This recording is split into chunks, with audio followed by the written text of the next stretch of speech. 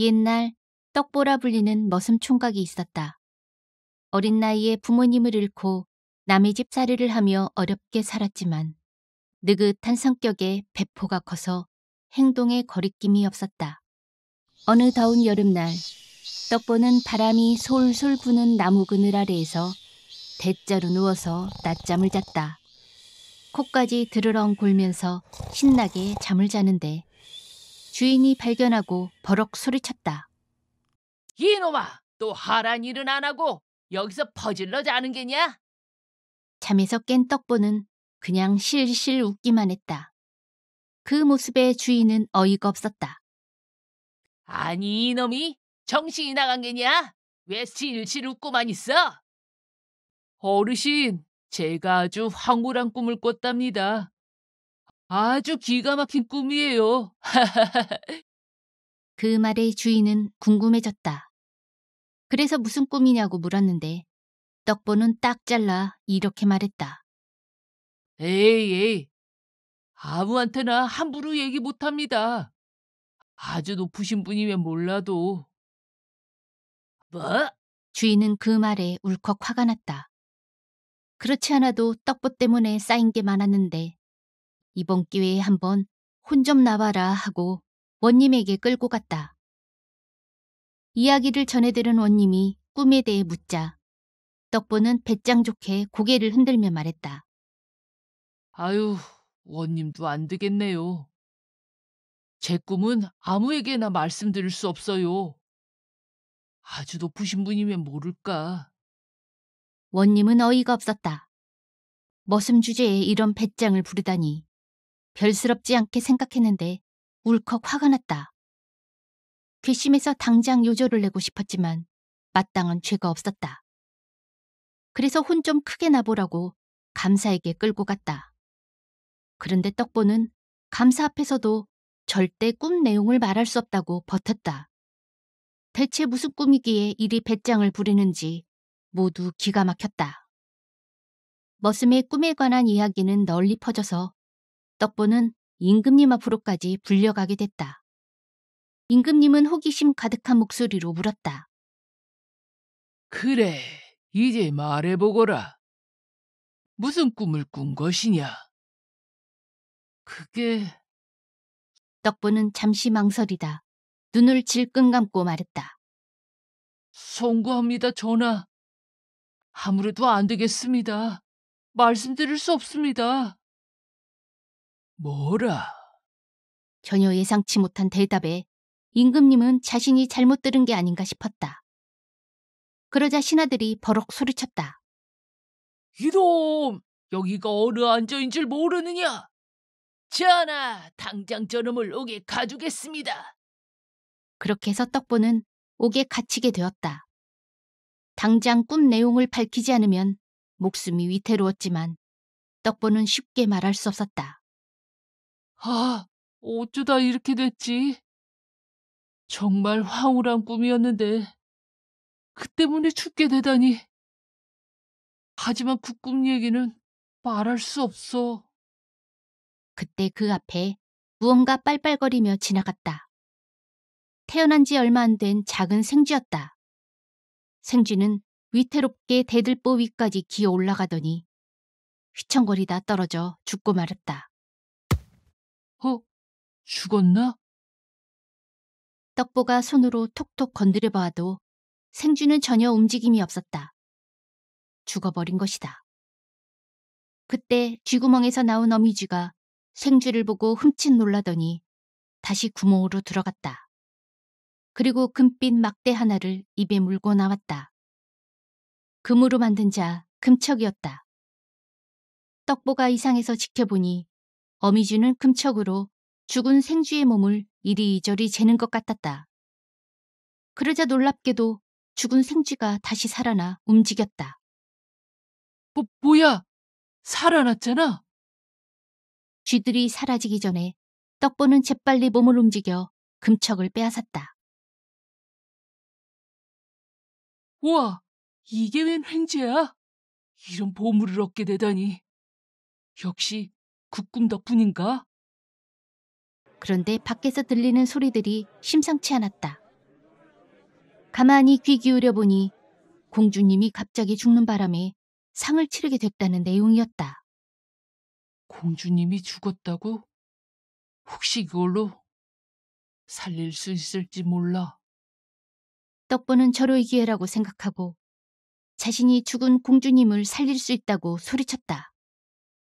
사람들은 역시 미친놈이었다고 화를 냈지만 슬픔에 빠진 임금님은 지푸라기라도 잡고 싶었다. 저 이상한 머슴이 기적을 일으킬 수 있길 바랐다. 떡보는 조용한 방에 공주님과 단둘이 있게 해달라고 했다. 꿀물 한 그릇만 놓아두고 아무도 지켜보지도 말고 들어오지도 말라고 주문했다. 임금님의 명에 따라 모두 그 말에 따랐다. 죽은 지 얼마 안 된 공주는 마치 자고 있는 것 같았고 무척 아름다웠다. 할 수 있다. 할 수 있어. 떡보는 떨리는 손으로 금척을 꺼내어 공주의 몸을 재기 시작했다. 신기하게도 금척이 지나갈 때마다 몸에 온기가 돌았고 마침내 공주는 크게 숨을 내쉬고 눈을 반짝 떴다. 아, 살았다. 아, 한숨 잘 잤네. 목이 너무 마른데 물 좀 없나요? 공주가 이렇게 말하자 떡보는 준비한 꿀물을 내밀었다. 공주는 시원한 듯 꿀물을 다 들이키더니 일어나 방문을 열고 나왔다. 당연히 그 모습에 모두 기절할 듯 놀랐다. 임금님이 기쁨의 눈물을 흘리며 떡보에게 소원을 들어주겠다고 하자 떡보는 머뭇거리며 공주를 쳐다봤다. 아름다운 공주에게 첫눈에 반했지만 차마 그렇게 말할 수 없었다. 그때 공주가 말했다. 아바마마, 저를 살려준 은인이시니 제가 모시고 살고 싶습니다. 혼인시켜주세요. 그렇게 해서 떡보는 임금님의 사위이자 공주의 남편이 되었고 행복한 시간을 보내게 되었다. 그런데 떡보가 죽은 사람을 살렸다는 소문은 중국에까지 퍼졌다. 황제는 급히 사람을 보내어 떡보를 보내달라고 했다. 중국에 와서 3년 전에 죽은 공주를 살려달라는 것이다. 말도 안 되는 일이었다. 신비한 금척의 힘은 죽은 지 얼마 안 된 사람에게 숨을 불어넣는 것만 가능했던 것이다. 하지만 솔직히 털어놓고 거절할 수도 없었다. 임금님이 사위의 놀라운 능력을 자랑하고 싶어 어서 가보라고 어명을 내렸던 것이다. 떡보는 일단 가는 척하다 도망치기로 했다. 그래서 볼일을 보는 척 숲속으로 달아나려는데 그 앞을 커다란 호랑이가 가로막았다.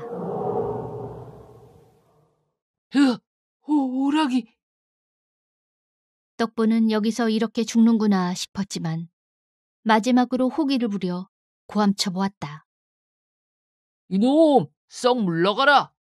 내가 누군 줄 알고 길을 막는 것이냐? 그런데 호랑이의 행동이 좀 이상했다. 등을 내밀고 타라는 신용을 하는 것이었다. 떡보가 등에 올라타자 호랑이는 나는 듯이 숲속을 달려 어느 굴로 들어갔다. 그곳에 나이든 호랑이 한 마리가 입을 벌리고 고통스러워하고 있었는데 자세히 보니 입 안에 커다란 뼈조각이 걸려 있었다. 나한테 저걸 꺼내달라는 거야? 떡보는 몸을 부르르 떨면서 입 안에 손을 넣어 뼈조각을 꺼냈다. 그러자 나이든 호랑이는 마치 인사하듯 고개를 굽실거렸고 떡보를 태워온 호랑이는 입에 웬 손수건을 물고 왔다. 호랑이는 보란듯이 손수건으로 동굴 안에 있던 뼈들을 슥슥 문질렀는데 놀랍게도 뼈에 살이 돋아났고 마치 죽은 지 얼마 안 된 사슴처럼 되었다. 말로만 듣던 환생포였던 것이다. 호랑이는 보은의 선물로 떡보에게 환생포를 주었다. 떡보는 이제 중국에도 갈 수 있게 된 것이다. 환생포와 금척으로 죽은 지 3년 된 공주를 살려내니 황제는 너무 기뻐하며 떡보를 또 사위로 삼았다. 2명의 공주를 아내로 맡게 된 것이다. 무더운 어느 여름날 떡보는 발을 씻었는데 오른발은 금대야에 넣고 왼발은 은대야에 넣었다. 양쪽에서 발을 2명의 공주가 씻겨줬던 것이다. 공주들은 문득 꿈에 대해 궁금해하며 물었다. 그런데 그 꿈은 대체 무엇이었습니까? 네, 서방님, 궁금합니다. 떡보가 웃으며 말했다. 바로 이 광경이요. 금대야와 은대야에 발을 놓고 공주님들이 씻겨줬다오. 그러니 어찌 함부로 아무에게나 말할 수 있었겠소. 네? 어머나. 공주들은 놀라면서 같이 웃었다. 놀라운 예지몽이었다. 하지만 머슴의 꿈이라고 털어놓았다면 한바탕 비웃음을 당하거나 크게 혼날 수도 있는 꿈이었던 것이다. 그 후 떡보는 공주들과 함께 행복하게 잘 살았다고 한다.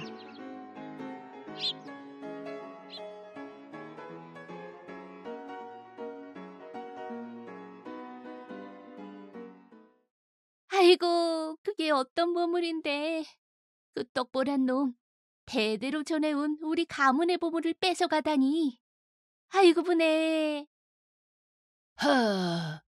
나도 조상님 볼 낯이 없구려.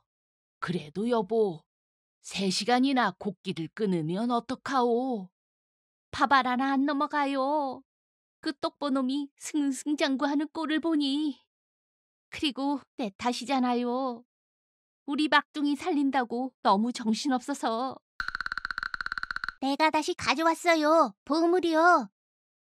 아니, 우리 가문의 보물 금척 아니냐? 아이고, 잘했다 잘했어 막둥아. 근데 그 천은 뭐니? 금척이랑 같이 있던 건데 이불로 덮으려고 가져왔어요. 그래, 이불로 쓰기 딱 좋네. 나도 이제 기운을 내야겠구나. 밥알 떨어진 거 어디 없니? 잠깐! 노가리 사랑방에 새 영상이 올라왔어요. 뭐? 아유, 같이 가자꾸나. 구독과 좋아요는 했니? 그건 기본이지 않소.